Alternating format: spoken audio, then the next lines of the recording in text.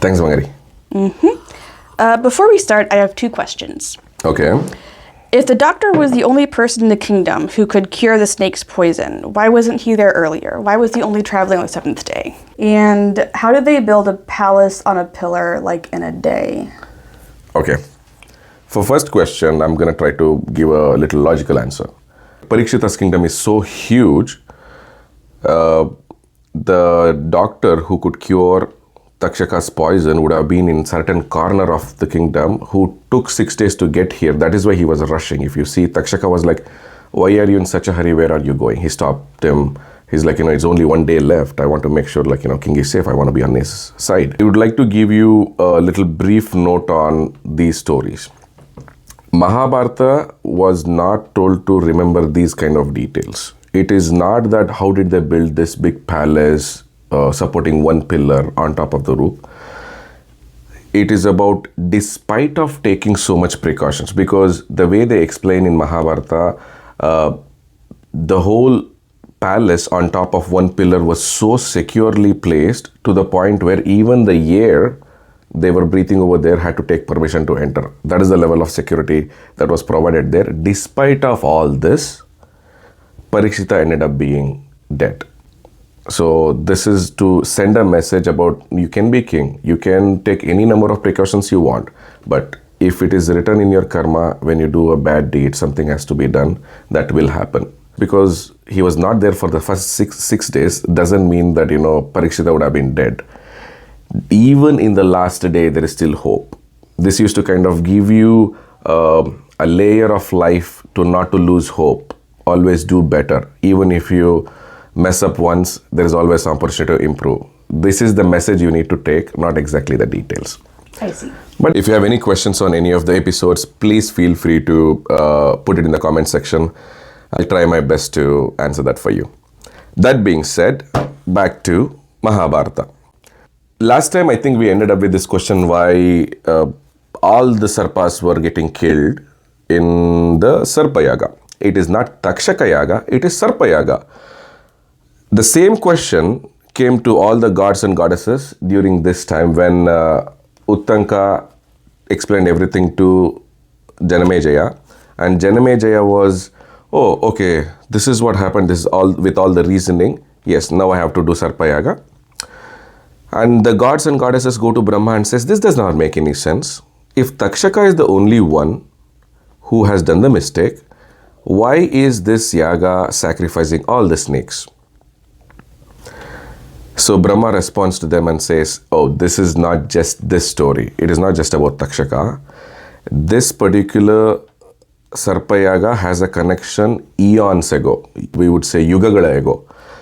Yuga is not technically a year. Yuga is like a collection of years. We can call it an era or eon. This is Kali Yuga. Before this was Dwapar Yuga, where Mahabharata had happened. Before that was Treta Yuga, where Ramayana had happened. Before that was Kruta Yuga. So 2 yugas before this, there was an instance or there was an incident which actually led to this Sarpa Yaga where all the Sarpas are supposed to be killed. Now, today we're going to talk about that story. Brahma, the creator, had 2 daughters, Kadru and Vinate. So, Kadru and Vinate were gotten married to Kashyapa Prajapati, a very well-known scholarly person, very powerful, like early man who gotten married to, both sisters got married to Kashyapa Prajapati. So he says, since we got married to you, do you 2 sisters have any wishes I can grant for you? Kadru says, I want 1,000 most powerful Sarpas as kids. Okay, Tatastu, you can have it. And then he asked the second wife, that is Vinate, what would you like to have? I would like to have only 2 kids. But there is a condition. I want each of my kids to have same amount of strength as those 1,000 Sarpas. So 2 of them with equal amount of strength as 1,000 Sarpas. So Tathastu. So they both asked for these wishes. 1,000 Sarpas, most powerful. And she asked for 2 Tathastu. And then he goes back to do tapasu. Tapasu is like a deep meditation where do pray for God and wisdom and strength and knowledge. What do you call that? Tapasu. I can't even find a better English translation for it, but you can say deep meditation they do for years together, thousands of years together, you can say. Happens, they both get pregnant. Kadru delivers 1,000 eggs, not kids, 1,000 eggs, and Vinate delivers 2 eggs. And Kadru, whatever the 1,000 eggs are there, each of them start cracking up, and then each of them come up with varieties of sarpas. One small, one big, one black, one brown, yellow, a sarpa that looks like an elephant, the sarpa that looks like a horse. Different varieties and varieties of sarpas. 1,000 of them, kids. That is for Kadru. Whereas Vinate is waiting for her to eggs to hatch. She waits for 500 years, Vinate.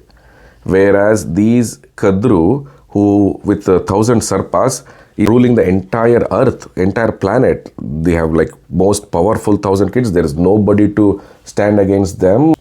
She waits for 500 years. She gets so tired. She finally cracks open one of the eggs. Once she cracks open, there's a very beautiful, man that is until half of his body. Very well made, nice face, nice bodily feature, very well built, strong, but only until waist. What kind of mother are you? You rushed and you cracked open the egg sooner than it is supposed to. And look at me now. I'm only half done, only half a person or a cripple. So I am cursing you to become a service to your sister for 500 years. So you have to be in service of your sister for 500 years for the things that you have done. She's like, oh my God, what have I done? I'm so sorry, I shouldn't have done this. Then the son calms down and he says, fine, whatever has happened, but there is another egg. Here, this is my brother. Please wait for another 500 years and he's gonna hatch, and don't do anything until then. She says, okay, fine, I'll do that. So in another 500 years, she will be in service of, her sister because of the mistakes that she has done. And 1,000 sarpas are again multiplying, they're populating the planet, they're atrociously, biting everybody everywhere. In the meantime, after thousands of years, another egg hatches. That is Vinate's second one. In that egg comes out Garuda. The Garuda is actually the vehicle of Vishnu. You will see Vishnu flying on Garuda's back. Garuda is one of the most powerful being in our... Garuda is born. Garuda is so vibrant, he was so vibrant that the entire world felt like it was on fire. So gods run to Agni Deva, the Lord of Fire, and what are you doing? Can you please calm down? Why are you burning the whole earth? It's it's not me. It's Garuda. His power he has so much power. His vibrance is just blinding everyone. So they go there and it's hey, you don't even know how powerful you are. Can you please contain your vibrance and keep calm and reduce your side? Can you come back to a normal size, please? See what is happening because of you. Everybody is going blind because of your strength. Garuda realizes this. He's just born. He realizes that he contains himself, comes back to the normal size. And then everybody showers him with, oh, fantastic, what a beautiful son, what a fantastic son, strong son. And yet, he is still in service for all these 1,000 snakes. Just like his mother, who was in service for his sister, he is also in service for her. But I thought it was only 500 years, and then that's the 500 years that he took to hatch. Yes, because after 500 years, there is another incident. We call it Samudra Matana. Samudra Matana is an entirely a different story. We will come back to that some other time in the same storyline. But churning of ocean. So they got a big, Mandara Parvata, I think Mandara Parvata. They got a big mountain and they used Vasuki, a snake, that is among the 1,000 snakes, Vasuki was also one of the snakes. A big snake that was used as a rope and while churning those process, the ocean lot of things came out of that churning process. Some of them were good, some of them were bad, some of them were gifts, some of them were like, Airavata. And Airavata is a 10 truncate elephant, the most powerful one that you see. And in the Ramayana trailer we watched with Yash, the elephant with the wings, that's Airavata. That came out of this Samudra Mathana process. And Lakshmi Devi, the goddess, actually came out of Samudra Mathana, and Lord Vishnu got married to her. So this thing was happening, and everybody were getting news every day. Oh my God, today Airavata came in. Today, this white horse came in. Today, Lakshmi Devi came in. So everybody were talking about these things. And after it came out, people used to bring it out. And people could see, if Airavata came in, they would look at Airavata. And during this process, Kadru tells to Vinate, let us make a bet, okay? Let us make a bet on who, guessing the color of the horse that came out. Horse has come out. So she's like, okay, fine. How about this? We make a bet. If we get the color of the horse right, whoever gets the color of the horse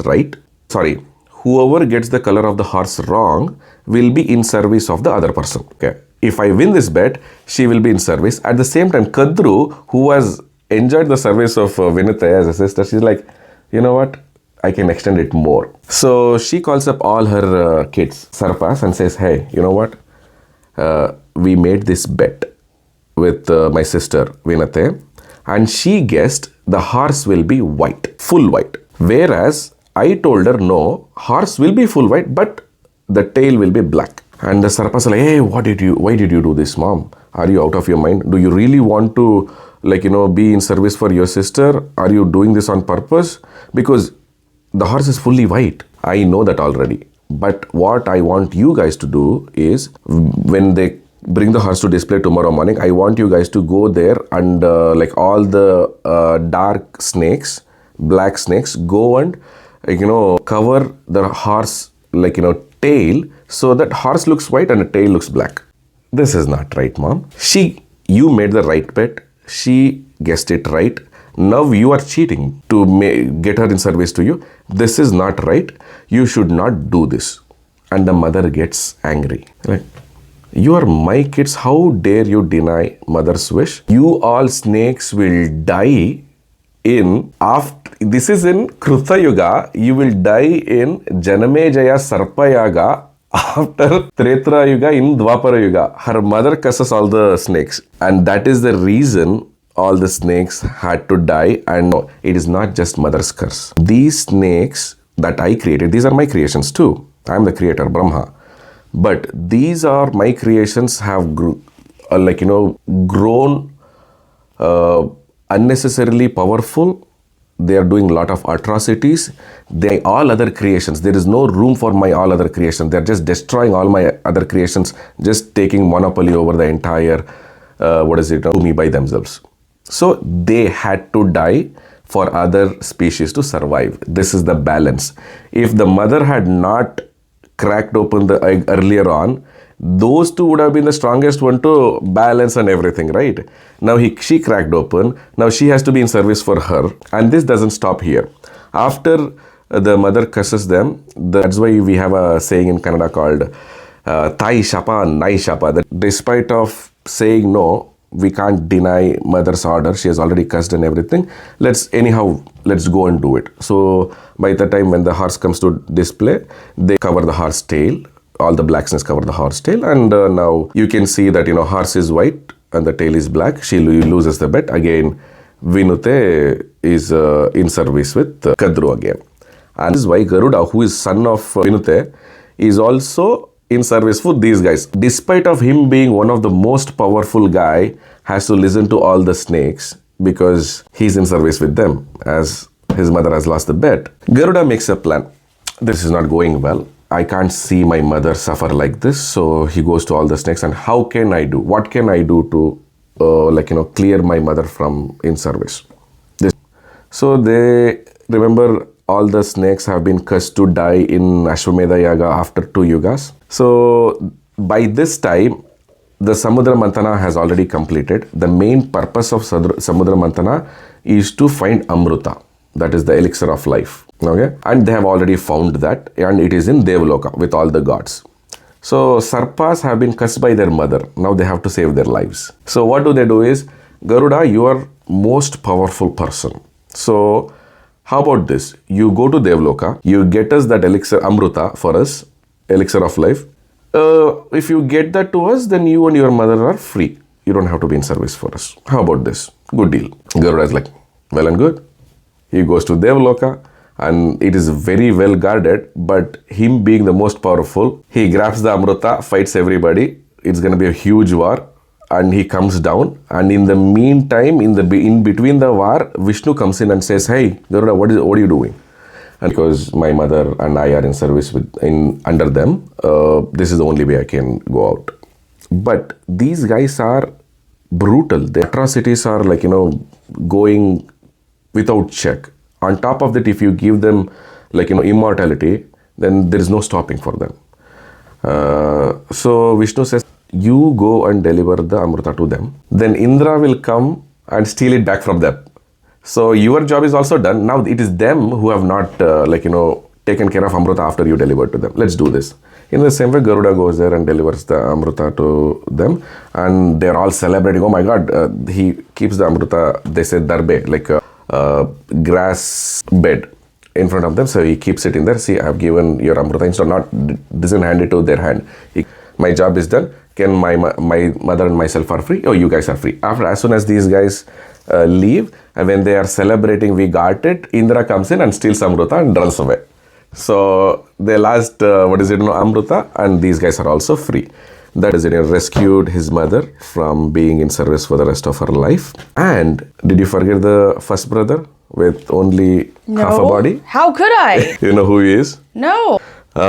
He, I would say probably in our, culture, we don't call sunlight as the first sunlight. At sunrise, like sunrise, we call it Arunodaya. That means the guy with half a body is actually a chariot rider for Lord Sun. So he is the one who arrives before the sun. So we call it Arunodaya. That is the early morning. That sun rays is the arrival of Aruna. That is the chariot.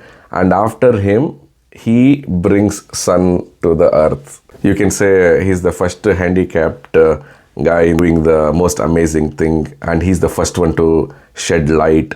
You might be wondering, if all the Sarpas are killed in Sarpa Yaga, how are still snakes alive on earth till now, right? That means, obviously all the snakes were not killed in Sarpa Yaga. And who stopped it? And why were not all snakes killed in Sarpa Yaga? That will be in the next episode. See you.